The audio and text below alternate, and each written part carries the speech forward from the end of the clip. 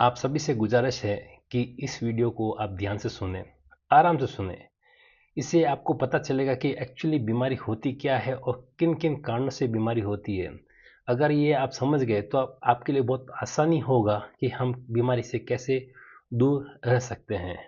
तो इस वीडियो का जो टॉपिक होगा वो है सिकनेस टू हेल्थ, यानी कि जो व्यक्ति बीमार है, सिक है, उसको हेल्थ कैसे मिले और बीमारी होने का कारण क्या क्या है। अगर हम इन कारणों को जान जाए और उनको दूर कर सकें तो हम अगेन हेल्दी रह सकते हैं।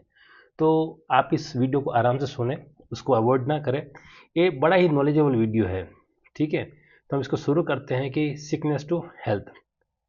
तो सबसे पहले ये देखें कि सिकनेस होती क्या है, कि आदमी बीमार होता क्यों है।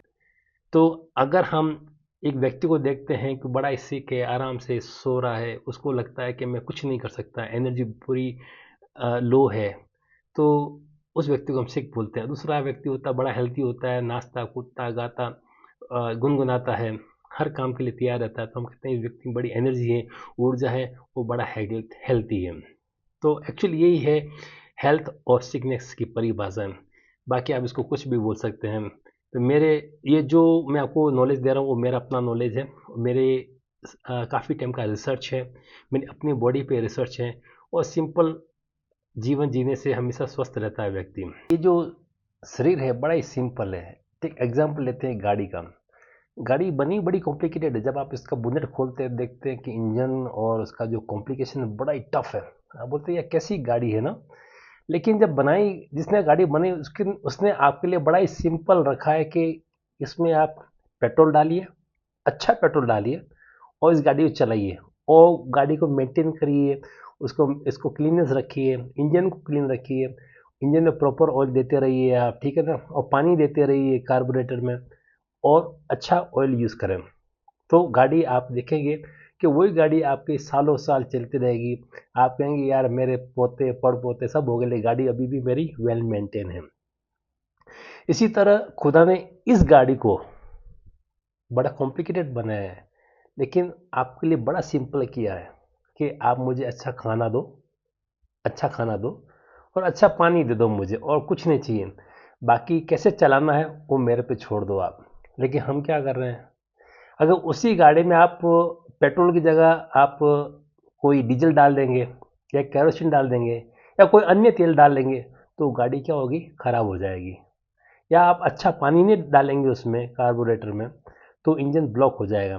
या अच्छा ऑयल नहीं डालेंगे उसमें आप तो उसकी जो कैपेसिटी चलने की वो कम हो जाएगी। ऐसा ही हमारे शरीर पर अप्लाई होता है। जैसे कि हम अननेसेसरी जंक फूड खा रहे हैं। मैं कहता हूँ बड़ा सिंपल खाना चाहिए। आप कॉकटेल खा रहे हैं, कॉकटेल में क्या है आपको भी पता नहीं है, A B C D D F सारा मिक्स करके आपने उसको कॉकटेल बना दिया उस खाने को, और आप खा रहे हैं। खुदा ने इसलिए एक सिंगल फ्रूट बनाया है, वो चाहता तो सारे फ्रूट एक जगह बना सकता था ना। लेकिन आप क्या कर रहे हैं, सब मिक्स करके खा रहे हैं, थाली भर के खा रहे हैं। तो अभी जो आपका जो पेट इंजन है वो खराब तो होना ही है। वो खराब हुआ तो बड़ी बड़ी कॉम्प्लिकेशंस होनी है। तो मेरा तो ये कहना है कि जिस तरह जो पेट्रोल की गाड़ी है उसमें पेट्रोल जाने से ही वो गाड़ी का लॉन्ग लाइफ होता है, इसी तरह अगर आप अच्छा खाना खाएं, कम खाना खाएं, चबा चबा के खाएं, टाइम लेके खाएं, तो मैं इसके बारे में एक अलग वीडियो बनाऊंगा कि चबा के खाने से और जो खाना है उसको हाथ जोड़ के खाने से क्या फ़ायदा है और क्यों हाथ जोड़ना चाहिए, ये भी मैं आपको बताऊंगा। तो मैं भी तो यही कहना चाहता हूँ कि अच्छा खाना खाएं, कम खाना खाएं और एक वैरायटी खाएं। एक वैरायटी खाएं तो शरीर को भी अच्छा लगेगा और आपका खाना और आपका शरीर भी स्वस्थ रहेगा। हम सब जानते हैं कि health is the first priority and the wealth is the second priority. लेकिन आज के टाइम में ये हो गया है कि हर आदमी को wealth is the first priority और health is the second priority. इसी चक्कर में वेल्थ कमाने के चक्कर में व्यक्ति अपने शरीर का ध्यान नहीं देता है और वह बीमार होता रहता है, और जो वेल्थ कमा रहा है वही वेल्थ अपने शरीर पर लगा रहा है। तो मैं तो आपसे रिक्वेस्ट करूंगा कि लेट्स गो बैक एंड से health is our first priority and wealth is our second priority. अगर आपकी हेल्थ अच्छी होगी तो आप जो वेल्थ बना रहे हैं उस वेल्थ का आप अच्छा उपयोग कर पाएंगे। अपने लिए नहीं, सबके लिए कर पाएंगे, परिवार के लिए कर पाएंगे, समाज के लिए कर पाएंगे, देश के लिए कर पाएंगे। जब हम बैक्टीरिया की बात करते हैं तो बैक्टीरिया पानी में भी होते हैं, हवा में भी होते हैं, सोइल में भी होते हैं, में भी होते हैं और ये हमारे बॉडी के अंदर भी होते हैं, यानी कि बैक्टीरिया सब जगह पाए जाते हैं। ये कुछ बैक्टीरिया हमें बहुत फ़ायदा करते हैं, हमारे फूड डाइजेशन में हेल्प करते हैं। यही बैक्टीरिया हमें प्रोटेक्ट भी करते हैं। लेकिन जो हार्मफुल बैक्टीरिया होते हैं वो हमें इन्फेक्ट करते हैं या हमारी सेल्स को डैमेज। जो वायरस होते हैं वो बैक्टीरिया से भी छोटे होते हैं और वो बैक्टीरिया को भी इन्फेक्ट कर सकते हैं और करते भी हैं। वायरस को सरवाइव करने के लिए उनको हमारी सेल चाहिए होती है, क्योंकि हमारा उस सेल का जो डीएनए होता है, ठीक है, उसी को अटैक करके अपना मल्टीप्लिकेशन करते हैं। तो उनको वायरस को हमारे सेल के अंदर जाना पड़ता है। जो फंगस होती है मोस्टली वो हमें इन्फेक्ट करके उसको ओवरग्रो करना होता है, ओवरग्रो होती है। देखेंगे जो इन्फेक्ट करती है स्किन है, नेल है, लंग्स है, इनको ज़्यादा इन्फेक्ट करती है। हमारे माउथ में भी इन्फेक्शन होता है। मोस्टली आप देखेंगे जो फंगस होती है हमारे मुंह के अंदर, लंग्स के अंदर, स्किन के ऊपर और नेल्स के अंदर ज़्यादा इन्फेक्ट करती है। और जो पैरासाइट होते हैं यानी कि हमारे शरीर के अंदर जाके हमारे खाना चूसते रहते हैं, हमारा खाना चूसते रहते हैं, ये पैरासाइट्स होते हैं। जो हम खाते हैं उनको वो सक करते रहते हैं। तो parasite are also very harmful to our body. जब ये माइक्रो ऑर्गेनिज्म हमारे शरीर में अटैक करते तो करते क्या है, पहले बात तो एक्चुअली ये हमारी जो सेल्स होती है उनको डैमेज करते हैं, और जब डैमेज करते हैं तो साथ में टॉक्सिन भी रिलीज करते हैं, ठीक है। तो जब ये टॉक्सिन रिलीज करते हैं और जब सेल को डैमेज करते हैं तो बहुत सारा इन्फ्लेमेशन हो जाता है बॉडी के अंदर। वो इन्फ्लेमेशन ही सबसे बड़ा कॉज है हमारे शरीर को बीमारी का। तो इन्फ्लेमेशन होता है हमारे सेल के डैमेज की वजह से। वो इन्फ्लेमेशन होने की वजह से ही हमें बहुत सारी बॉडी में कॉम्प्लिकेशन होने लगते हैं।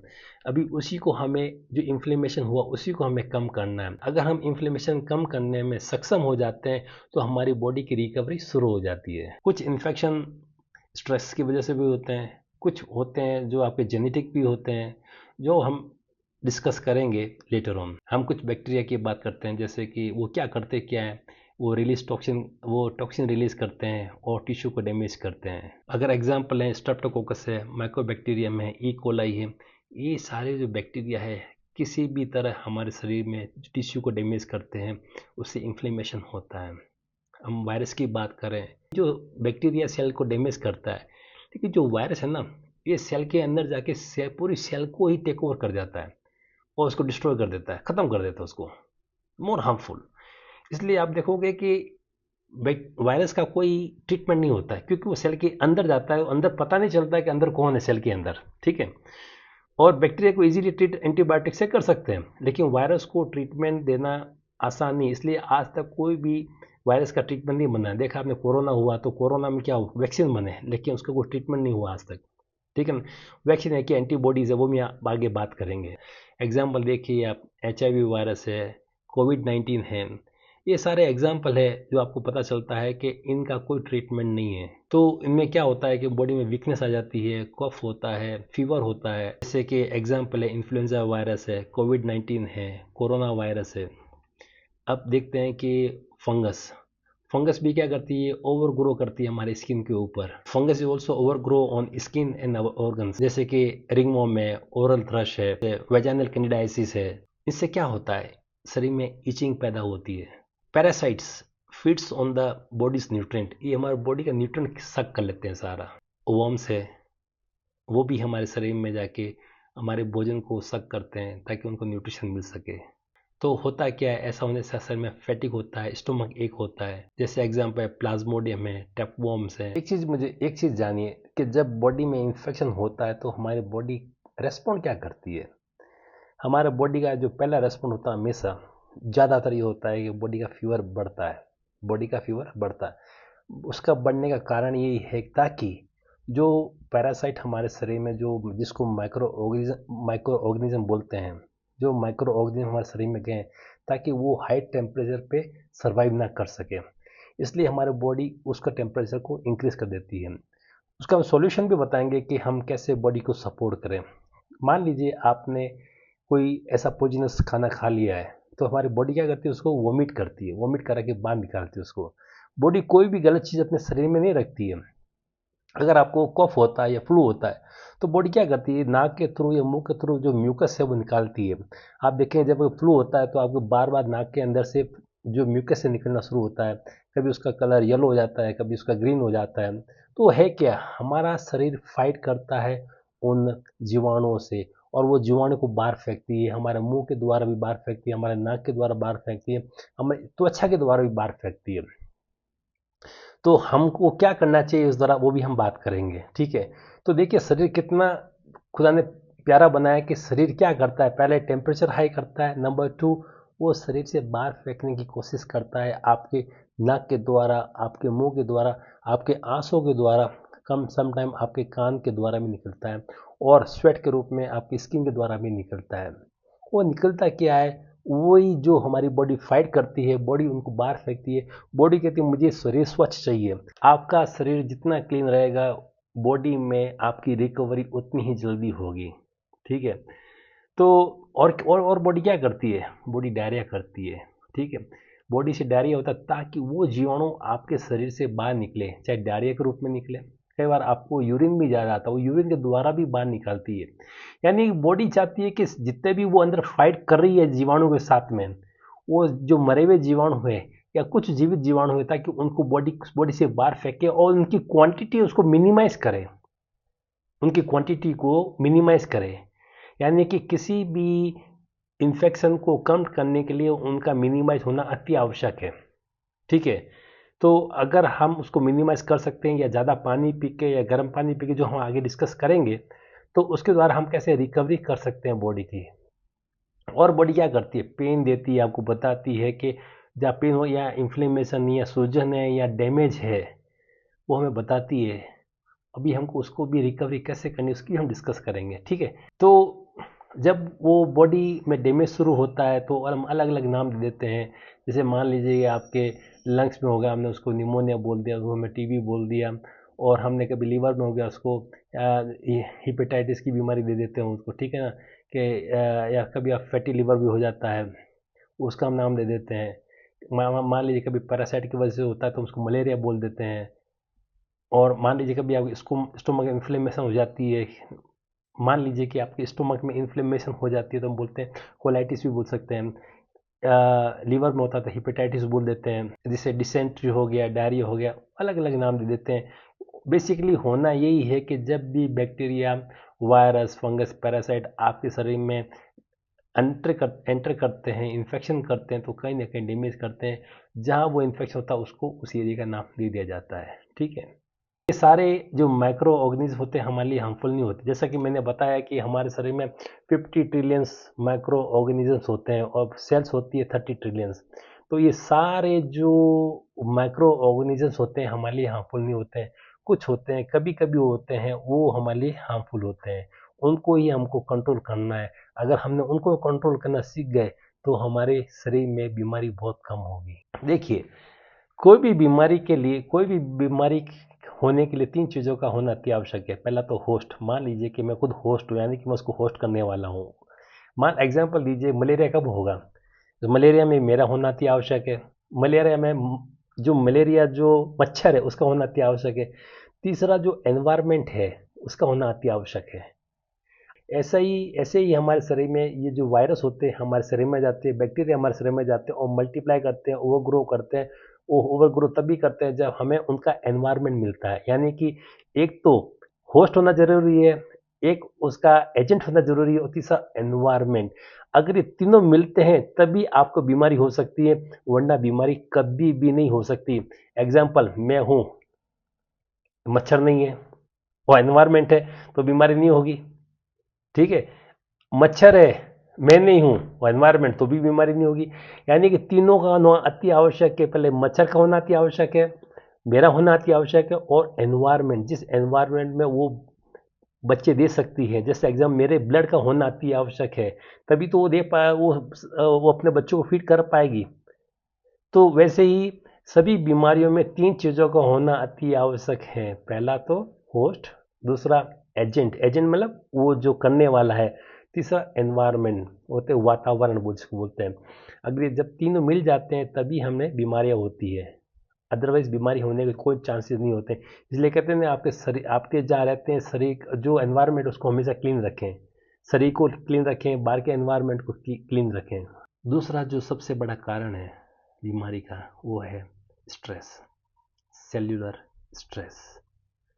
बड़ा ही कॉम्प्लिकेटेड कॉज है ये आपके अंदर से होता है। एक सेल बड़ी अच्छी होती है, सुंदर होती है दिखने में, उसको सरवाइव करना होता है, उसको न्यूट्रिशन मिलता है, उसको ऑक्सीजन मिलती है, सब कुछ मिलता है। सडनली आपने स्ट्रेस दे दिया, चाहे वो एनवायरनमेंट हो, चाहे फैमिली इश्यूज हो, चाहे कोई भी फैक्टर हो, जिससे आपको, आपकी सेल को माइक्रो ऑर्गेनिजम्स के अलावा स्ट्रेस मिलता है। मैं उस स्ट्रेस की बात करता हूँ। वो स्ट्रेस बड़ा ही खतरनाक होता है। वो एक सेल को उसकी नॉर्मल मॉर्फोलॉजी से, नॉर्मल शेप से उसका एकदम डिफरेंट शेप कर देता है, उसका अलग ही शेप कर देता है। उसको वापस रिवर्स करना बहुत डिफिकल्ट होता है, और उसको रिवर्स करने के लिए आपको बहुत से पापड़ बेलने पड़ते हैं, और वो हम बताएंगे कैसे पापड़ बेल सकते हैं आप। अगर आप बेलने के तैयार है तो आप ठीक भी हो सकते हैं। देखिए, एनवायरनमेंट एक बड़ा एक हेडेक हो गया है हमारे समाज के लिए, हमारे देश के लिए। इससे बहुत ज़्यादा टॉक्सिन पैदा हो रहा है सब जगह। जगह जगह देखिए नाले गंदी हैं, कोई केयर करने वाला नहीं है। ये सारा जो पॉल्यूशन होता है हमारे पहले घर से शुरू होता है। अगर हम अपने घर को स्वच्छ रखें, गली मोहल्लों को स्वच्छ रखें, अपने जो एरिया उसको स्वच्छ रखें, अपना देश को स्वच्छ रखें, तो जो आप देखेंगे इन्फेक्शन बहुत मिनिमम हो जाएगा। क्योंकि यही जो टॉक्सिन है, यही तो हमारे शरीर को इफेक्ट कर रहा है।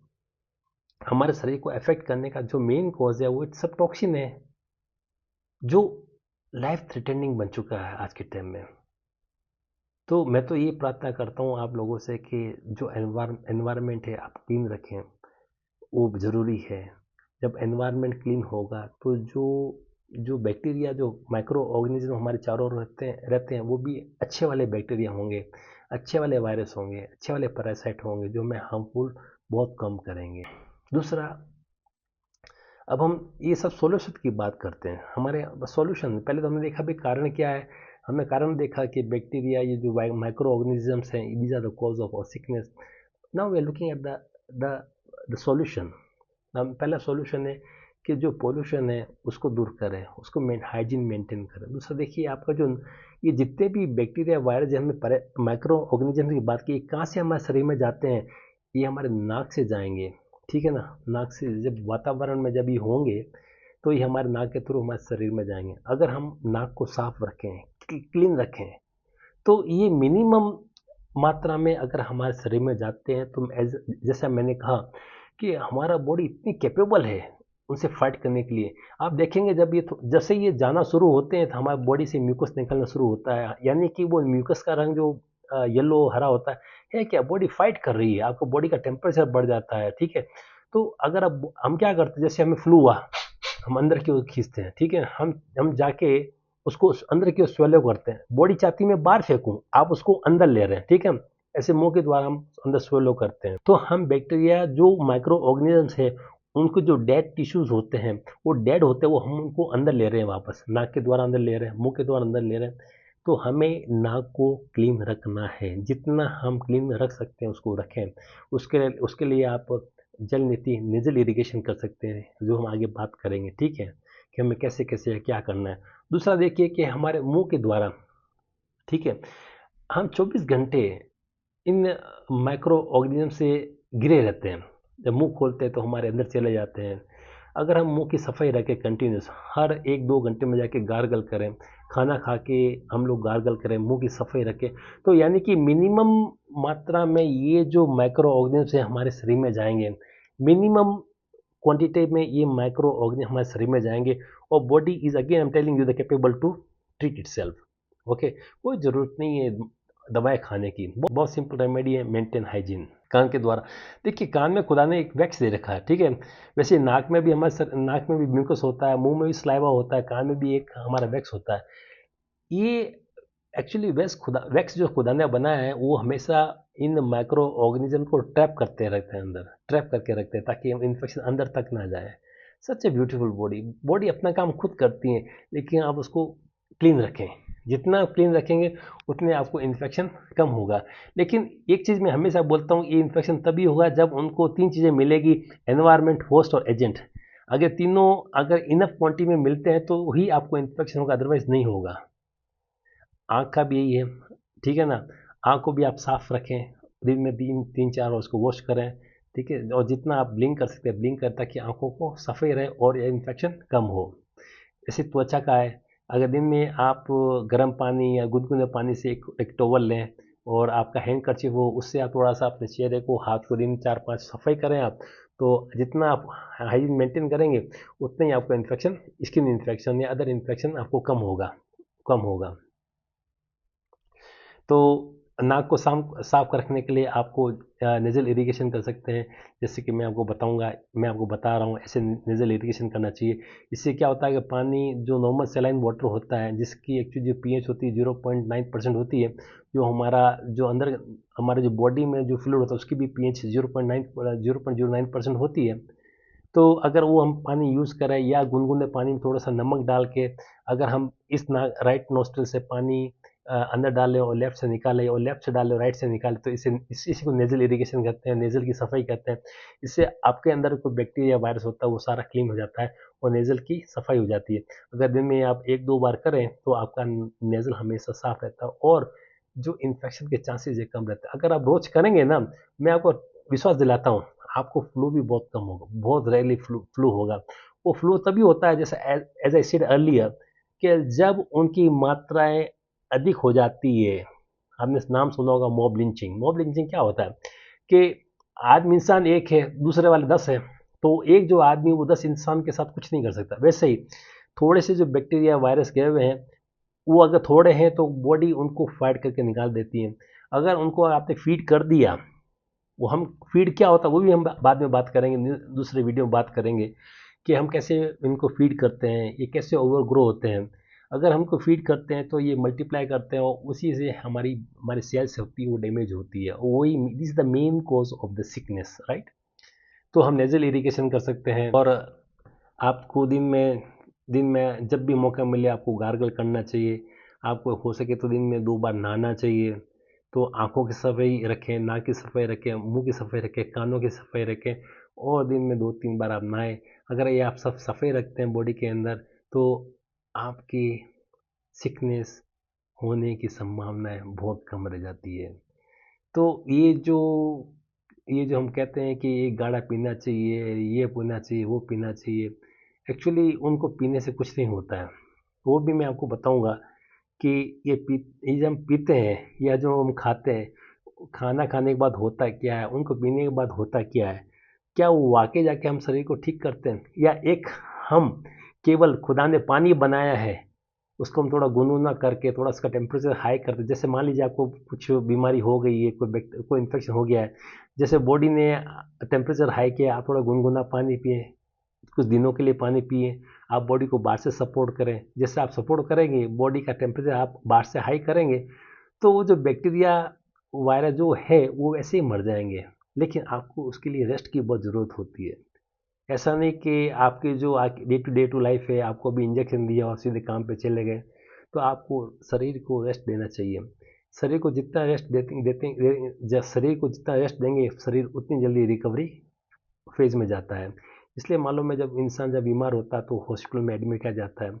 हॉस्पिटल में एडमिट करने का कारण यही है ताकि उस व्यक्ति को आराम मिल सके, रेस्ट मिल सके और वो व्यक्ति रिकवरी फेज पर जा सके, और कोई कारण नहीं है, ठीक है। तो आप जब भी बीमार हो, गर्म पानी पिए, शरीर का जो हाइजीन का है वो अपने साथ मेंटेन करें, नाक साफ रखें, मुंह साफ रखें, कान साफ रखें, आंखें साफ रखें और दिन में 2-3 बार नहाएं। आप देखेंगे कि आपकी जो बीमारी है 90% वैसे ही कम हो जाएगी। स्ट्रेस कम लें, स्ट्रेस सबसे ज़्यादा खतरनाक है, ठीक है। स्ट्रेस ना लें। अगर स्ट्रेस को कम करना है तो एक ही चीज़ है, आप एकांत में बैठें,